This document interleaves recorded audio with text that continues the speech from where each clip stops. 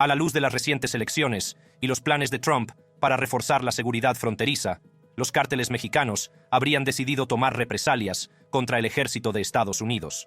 Un mensaje desgarrador, supuestamente enviado por los cárteles, ahora sirve como prueba de que la guerra se acerca. Están dispuestos a hacer lo que sea necesario para aferrarse al poder. En este video, voy a hacer una inmersión profunda en las amenazas emitidas por los cárteles y lo que esto significa para la administración Trump entrante. Los cárteles contra el ejército estadounidense. La frontera entre Estados Unidos y México ha sido durante mucho tiempo fuente de tensiones y conflictos, pero los últimos acontecimientos han llevado la situación a un nuevo y peligroso nivel. Un memorando interno, supuestamente obtenido por News Nation, ha revelado una directiva mortal del cártel de Sinaloa, una de las organizaciones criminales más poderosas y temidas del mundo. Según el memorando, los líderes del cártel habrían dado permiso a sus miembros para disparar a los agentes de la patrulla fronteriza de Estados Unidos. Esta directiva se dio en respuesta a las detenciones de Ismael El Mayo Zambada y Joaquín Guzmán López, hijo del tristemente célebre Joaquín El Chapo Guzmán, el 25 de julio de 2024. Históricamente, el cártel de Sinaloa ha evitado enfrentamientos directos con las fuerzas del orden estadounidenses, por temor a las posibles consecuencias que podrían derivarse de tales acciones. Sin embargo, la detención de El Mayo y Guzmán López parece haber traspasado el poder a los miembros más jóvenes del cártel, que al parecer ahora están dispuestos a tomar medidas más agresivas contra las autoridades estadounidenses. La amenaza se hizo demasiado real en octubre, cuando unos contratistas que trabajaban en un rancho de Eagle Pass, Texas, denunciaron haber recibido disparos a través de la valla fronteriza. Víctor Ávila, exagente de investigación de seguridad nacional, se pronunció sobre la situación y declaró: «Ya no temen a nadie, especialmente a las fuerzas del orden estadounidenses. Tienen los recursos y la capacidad, y los usarán contra nosotros». Las palabras de Ávila arrojan luz sobre la amenaza que representa el cártel de Sinaloa y los retos a los que se enfrentan las fuerzas del orden para responder a este nuevo nivel de agresión. A lo largo de los años, el cártel de Sinaloa ha dominado el tráfico de drogas con su extensa red y sus tácticas despiadadas. Sin embargo, la detención de El Chapo en 2016 y su posterior extradición a Estados Unidos en 2017 dejaron un vacío de poder dentro de la organización. Tras la caída de El Chapo, Ismael El Mayo Zambada emergió como una figura clave dentro del cártel. Zambada logró eludir su captura durante décadas, convirtiéndose en una figura legendaria en el mundo del crimen organizado. Sin embargo, su suerte se acabó en julio de 2024, cuando fue detenido en Estados Unidos. Su detención coincidió con un aumento de la violencia en el estado de Sinaloa. La región, ya famosa por su actividad delictiva, se convirtió en un campo de batalla al enfrentarse facciones rivales en un intento por hacerse con el poder. Este aumento de la violencia mostró la desesperación del cártel por mantener su dominio ante la creciente presión de las fuerzas del orden. La decisión de atacar a los agentes de la patrulla fronteriza es peligrosa, pero el cártel de Sinaloa no es ajeno a los ataques contra las fuerzas del orden. En el pasado, el cártel ha aterrorizado con éxito a la policía y al ejército mexicanos. En octubre de 2024, solo unos meses después de la detención de El Mayo, el cártel de Sinaloa atacó a las tropas mexicanas que realizaban sus tareas en Sinaloa. Las tropas, encargadas de mantener el orden en una región asolada por la violencia de los cárteles, fueron atacadas repentinamente por un grupo de más de 30 individuos fuertemente armados. Los atacantes desataron una lluvia de disparos contra el personal militar, lo que marcó el comienzo de un feroz y mortífero tiroteo. Ambos bandos intercambiaron disparos en una batalla que duraría varios minutos intensos. Tras el tiroteo, murieron 19 presuntos miembros del cártel. El Ministerio de Defensa mexicano, en un comunicado emitido poco después del incidente, confirmó el número de muertos y proporcionó más detalles sobre la operación. Según el ministerio, las tropas realizaban una patrulla rutinaria cuando fueron emboscadas por los miembros del cártel. El comunicado del ministerio también señalaba que se presumía que los individuos abatidos estaban vinculados a la facción del cártel asociada a Ismael El Mayo Zambada. Este incidente con las tropas mexicanas no sería la primera vez que el cártel de Sinaloa desata la violencia contra las fuerzas del orden. A principios de este año, el cártel utilizó esta táctica cuando fue asesinado El Gordo, un comandante de alto rango. El Gordo estaba a cargo de los secuestros, homicidios y todas las operaciones del cártel en Zacatecas. Murió en un enfrentamiento con la policía a principios de este año. Según el subsecretario de Seguridad Pública de Zacatecas, Óscar Alberto Aparicio, la policía recibió un aviso sobre personas retenidas contra su voluntad en una casa de San José, y respondió casi de inmediato. Al llegar, los miembros del cártel abrieron fuego contra los policías. Los agentes respondieron a los disparos con fuego de represalia, y el Gordo perdió la vida en el proceso. Noins. Tras la muerte del Gordo, el cártel de Sinaloa respondió con más violencia en el estado. Días después, las cámaras de seguridad de la policía captaron una camioneta blanca que dejaba 4 cuerpos sin vida bajo un paso elevado en Fresnillo. Pero esto era solo el principio. Más tarde, testigos presenciales informaron a la policía de que varios hombres habían arrojado 5 cadáveres en el mercado de abastos de la ciudad. El número de muertos aumentó a 10 cuando se encontró otro cadáver en la ciudad de Guadalupe. Los miembros del cártel también irrumpieron en los depósitos de la policía, robaron vehículos comerciales y les prendieron fuego en medio de las autopistas. El cártel consiguió cobrarse 10 vidas como venganza por la muerte del Gordo. Sus acciones provocaron graves disturbios en el estado de Guadalupe. El cártel de Sinaloa ha tenido varios enfrentamientos con la policía y el ejército mexicanos que han acabado en muertes y derramamiento de sangre. Pero no es el único cártel que ha respondido a la aplicación de la ley con violencia en diferentes regiones de México. En abril de 2015, el cártel Jalisco Nueva Generación llevó a cabo una emboscada mortal contra las fuerzas policiales mexicanas en San Sebastián del Oeste, que se saldó con la muerte de 15 agentes. En los meses previos a la emboscada, el estado de Jalisco estuvo lleno de tensión y violencia. El CJNG había crecido rápidamente hasta convertirse en una de las organizaciones criminales más poderosas y temidas de México. Sus operaciones estaban muy organizadas y se mostraban dispuestos a luchar abiertamente contra las fuerzas del orden. A medida que crecía el poder del CJNG, también lo hacía su voluntad de desafiar la autoridad del gobierno mexicano. Los líderes del cártel, bajo el mando de Nemesio Oseguera Cervantes, conocido como El Mencho, planearon y llevaron a cabo una serie de ataques violentos contra las fuerzas del orden. En respuesta a las tácticas violentas del CJNG, el gobierno mexicano redobló sus esfuerzos para desmantelar las operaciones del cártel. Esto incluyó una serie de detenciones y operaciones selectivas destinadas a capturar a miembros clave de la organización. Sin embargo, estas acciones solo parecieron provocar aún más al CJNG, provocando una escalada en sus tácticas violentas. La mañana del ataque, en abril de 2021, un convoy policial se embarcó en lo que se suponía que era un viaje rutinario de Puerto Vallarta a Guadalajara. Los agentes viajaban por las carreteras de montaña de Soyatán, una comunidad rural de San Sebastián del Oeste. Sin que ellos lo supieran, el CJNG había preparado una emboscada. Cuando el convoy se acercaba a la carretera Mascota-Las Palmas, los pistoleros del CJNG estaban al acecho. Los miembros del cártel estaban armados con un arsenal de rifles de alto calibre, ametralladoras y lanzagranadas, preparados para desatar un ataque devastador contra los desprevenidos agentes. Aproximadamente a las 2:50 de la tarde, los pistoleros del CJNG lanzaron el ataque. El asalto fue tan rápido como brutal, cogiendo a los policías completamente desprevenidos. La táctica del CJNG fue una escalofriante muestra de precisión militar y planificación estratégica. Desde su posición en la ladera de la montaña, los pistoleros tenían una posición privilegiada sobre el convoy, lo que les permitió lanzar una lluvia de disparos y explosivos. Para asegurarse de que el convoy policial no pudiera escapar del asalto, el CJNG había prendido fuego a varios vehículos a lo largo de la carretera, creando un bloqueo ardiente que cortaba eficazmente cualquier posible ruta de escape.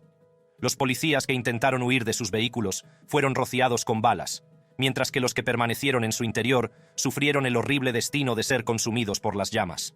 La emboscada, que duró unos 30 minutos, se saldó con la trágica muerte de 15 agentes, uno de los ataques más mortíferos contra las fuerzas del orden en la actual guerra contra el narcotráfico en México.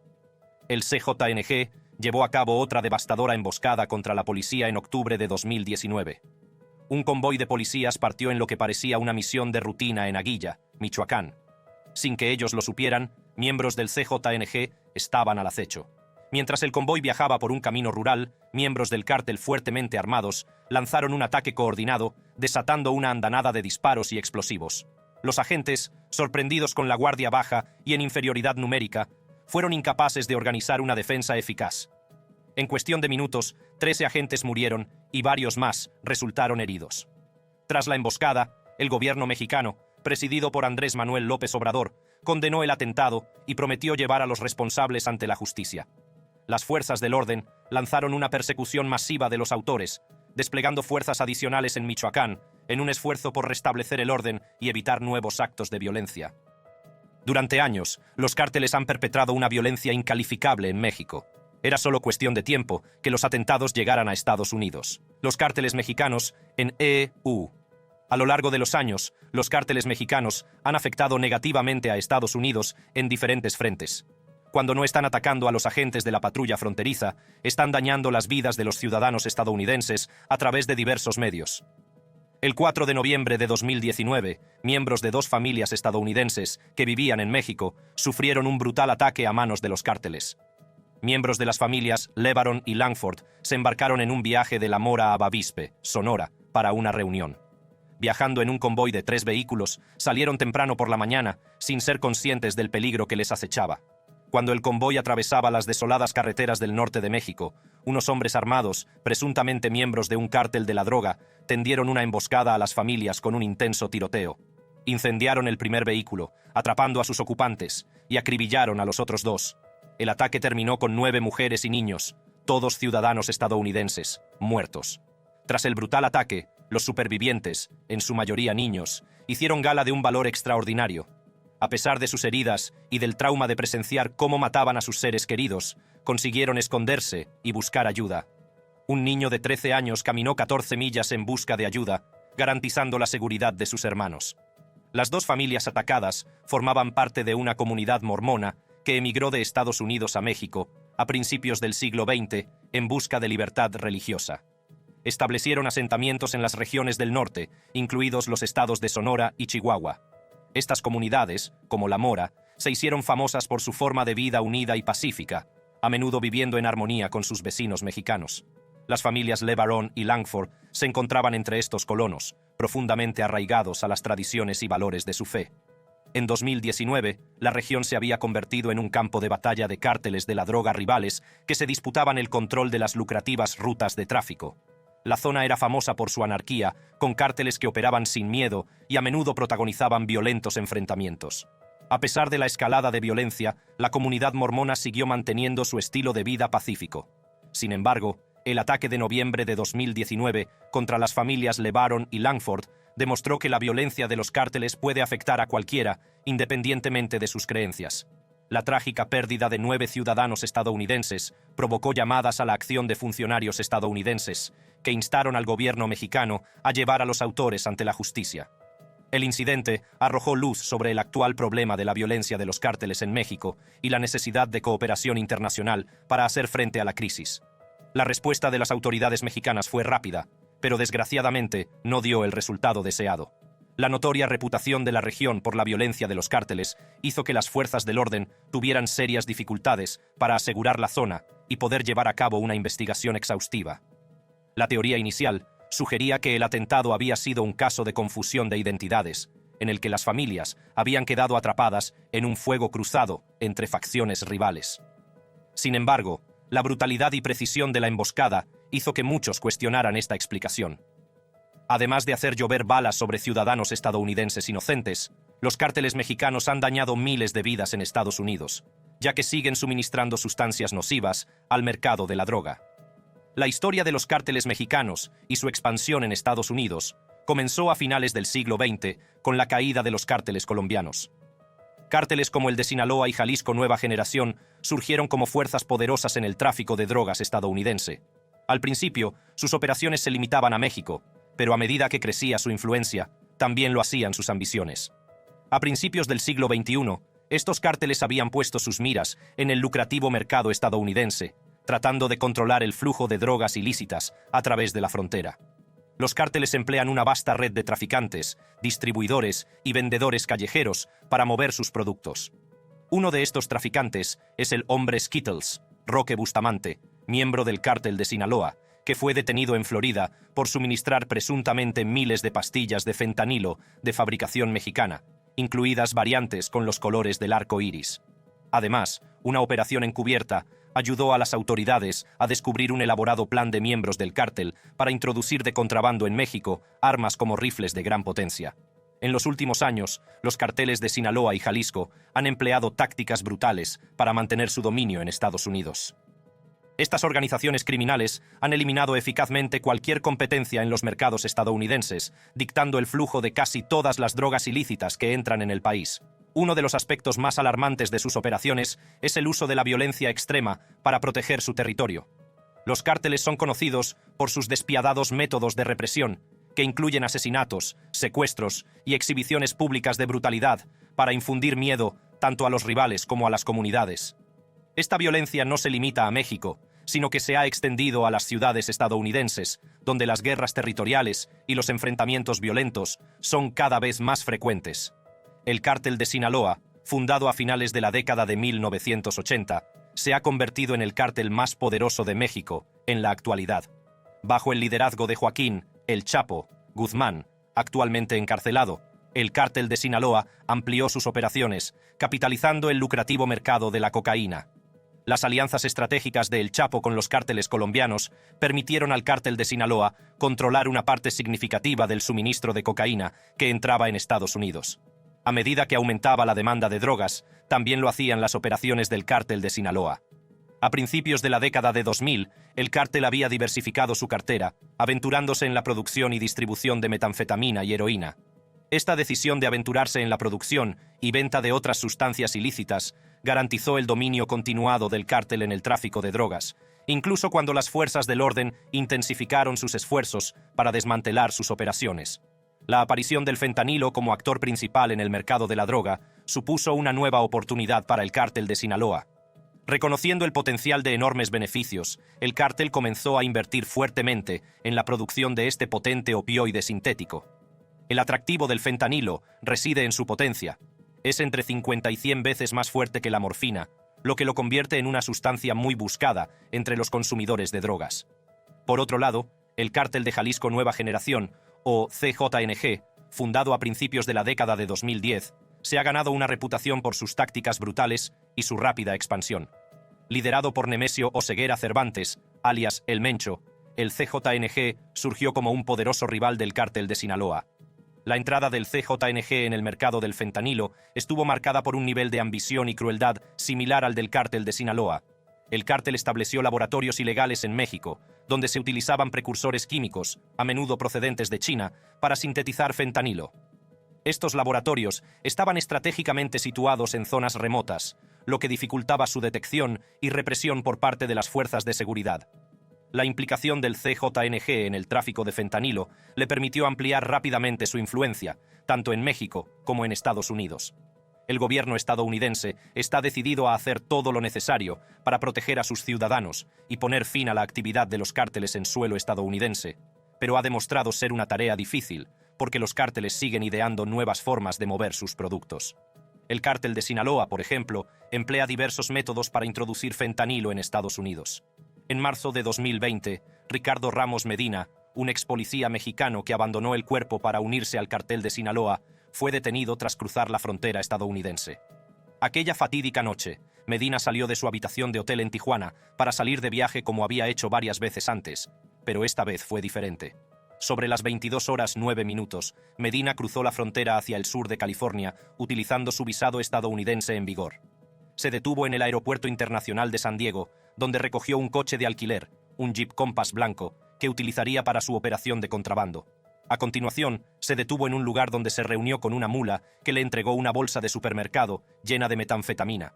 A continuación, Medina condujo durante 16 horas hasta Montana, un estado cada vez más buscado por el cártel por su rentable mercado de la droga. Cuando se acercaba a Butte, Montana, fue detenido en un control de tráfico rutinario. Los agentes, basándose en la información recabada durante meses de investigación, registraron el vehículo. En su interior descubrieron aproximadamente medio kilo de metanfetamina, suficiente para abastecer durante días a la pequeña localidad de Townsend, Montana. La detención de Medina fue algo más que una caída personal. Supuso un duro golpe para las operaciones del Cártel de Sinaloa en la región. Resultó ser el primer paso para desentrañar una red que había introducido en Montana, durante 3 años, al menos 2.000 libras de metanfetamina y 700.000 pastillas con fentanilo. La detención arrojó luz sobre la expansión estratégica del cártel hacia zonas menos pobladas, donde los recursos de las fuerzas del orden eran escasos. Montana, con sus vastos paisajes y su escasa población, Ofrecía una tentadora oportunidad a los traficantes que buscaban maximizar sus beneficios. Aquí, las drogas podían venderse a un precio 20 veces superior al que alcanzaban en los centros urbanos más cercanos a la frontera, lo que lo convertía en un mercado lucrativo para el cártel.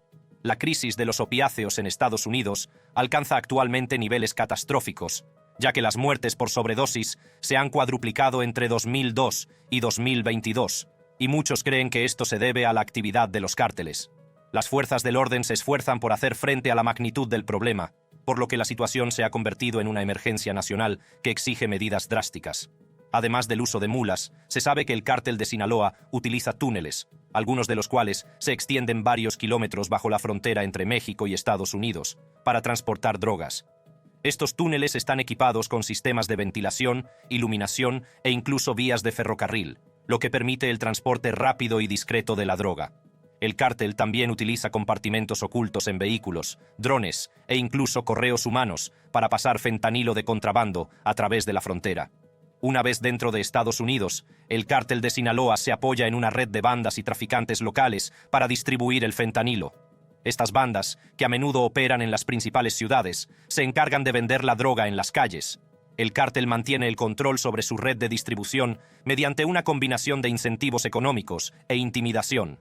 Los miembros que no cumplen las directrices del cártel se enfrentan a graves consecuencias, como la violencia e incluso la muerte. El CJNG, por su parte, es conocido por el uso de tecnología sofisticada, como dispositivos de comunicación encriptados y sistemas de localización por GPS, para coordinar sus operaciones. A pesar del uso de artilugios de alta tecnología, la red de distribución del CJNG es similar a la del cártel de Sinaloa, con bandas locales y traficantes responsables de la venta de fentanilo en las calles. Las operaciones del CJNG se caracterizan por un alto grado de secretismo, lo que dificulta a las fuerzas de seguridad la infiltración y el desmantelamiento de sus redes. Ahora que Donald Trump está a punto de regresar a la Casa Blanca, ha dejado muy claro que abordar los problemas relacionados con los cárteles es su principal prioridad. En el pasado, ha dedicado recursos a la lucha contra los cárteles e incluso ha compartido algunas medidas drásticas que cree que pondrán fin a la actividad de los cárteles. Trump contra los cárteles.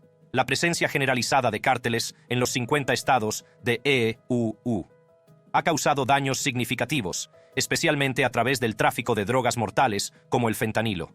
En los últimos años, el fentanilo se ha convertido en uno de los principales responsables del fuerte aumento de las muertes por sobredosis en todo el país. Los cárteles han aprovechado la demanda de opiáceos para inundar el mercado de fentanilo. También han creado mezclas de drogas mortales que se han cobrado miles de vidas. La DEA informa de que el fentanilo y otras drogas sintéticas son responsables de casi todas las sobredosis y envenenamientos mortales por drogas en el país, lo que pone de relieve la gravedad de la crisis. Solo en los 6 primeros meses de 2023 se produjeron casi 38.000 muertes relacionadas con el fentanilo. Comunidades de todo el país luchan contra las consecuencias de esta epidemia, mientras las fuerzas del orden se esfuerzan por combatir la influencia de los cárteles. El impacto de las operaciones de los cárteles también se extiende a los proveedores de atención sanitaria, ya que se produce una sobrecarga de los recursos de la sanidad pública. Los servicios de urgencias, hospitales y centros de rehabilitación se ven desbordados por el aumento de incidentes relacionados con las drogas. La operación Última Milla, de la DEA, rastreó las redes de distribución de los cárteles de Jalisco y Sinaloa, con el resultado de más de 3.000 detenciones y la incautación de millones de pastillas de fentanilo, metanfetamina, armas de fuego y dinero en efectivo. A pesar de lo significativa que pueda parecer esta victoria, ha hecho poco para frenar la violencia de los cárteles. Por eso, durante su mandato como presidente, Donald Trump propuso una serie de ideas sobre cómo hacer frente a los cárteles. Trump dejó claro que consideraba la crisis de la droga como una prioridad absoluta y que estaba dispuesto a explorar soluciones poco convencionales para abordarla. Una de esas soluciones fue la idea de Trump de desplegar equipos de asesinos en México con la misión de acabar con los principales líderes de los cárteles. La justificación de este plan se basa en la creencia de que, eliminando a los jefes de estas organizaciones criminales, Estados Unidos puede interrumpir el tráfico de drogas y detener el flujo de estupefacientes a través de la frontera. Los partidarios del plan señalaron que no se pueden ignorar los retos a los que se enfrentan las fuerzas de seguridad a la hora de combatir las actividades del cártel de Sinaloa y del CJNG. Ambos cárteles disponen de vastos recursos que les permiten adaptarse rápidamente a las circunstancias cambiantes. Su uso de la tecnología y sus sofisticados métodos de contrabando dificultan a las autoridades la interceptación de los envíos y la recopilación de información sobre sus operaciones. Los partidarios argumentaron que, dado que los métodos tradicionales de aplicación de la ley han demostrado ser ineficaces contra los cárteles, es necesario un enfoque más agresivo para desmantelar estas poderosas redes y enviar un mensaje contundente. Sorprendentemente, Trump no fue el primero en tener esta idea. A lo largo de la historia, los gobiernos han empleado los asesinatos selectivos como medio para neutralizar las amenazas percibidas y alcanzar objetivos estratégicos.